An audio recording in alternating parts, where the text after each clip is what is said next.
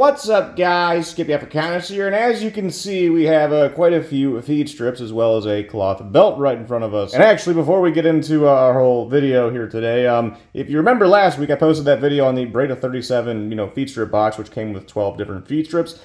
These two are actually 792 specific ones that I specifically ordered so I could have some to fill up and, hang on my wall because, 8x59 Breda practically doesn't exist.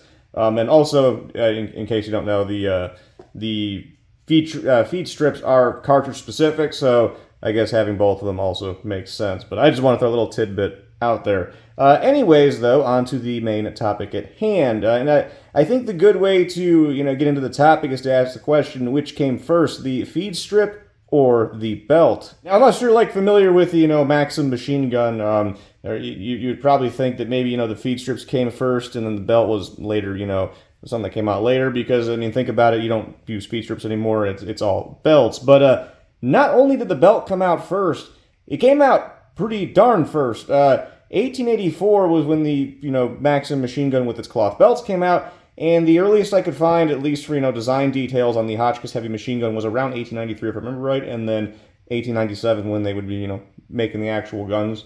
So the cloth belt had actually been around for quite a long time by the time these feed strips came in, and also taking into consideration that even, let's say they had been invented around the same time, guns like the Breda 37, which would be dropped in around 1937, while plenty of other guns, were taking belts, were issued with feed strips. And that does beg the question, why would they go with feed strips when, you have belts?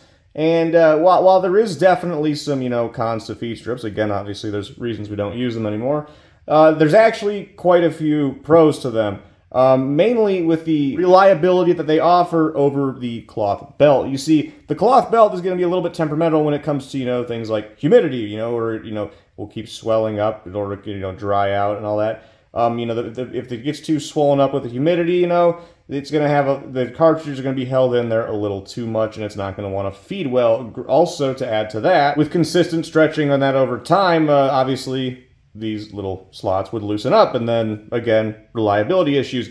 Feed strips, you don't really have that, because obviously it's metal. Aside from rust, which, unless you're dipping this in seawater and leaving it there, it's pretty much going to be fine. And another big perk that the feed strip system offers over the belt is essentially continuous feeding. Obviously, with some of these, you can just take this and jam it in there with a new belt once you're out of ammo.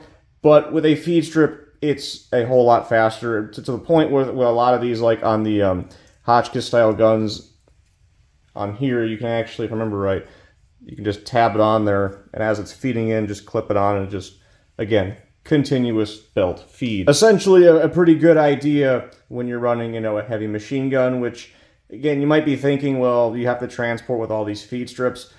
With the guns that these are being issued with, you're not really transporting too much. It's not like you're running around with like an MG42 with style gun anyways. Most of these guns are emplaced heavy machine guns.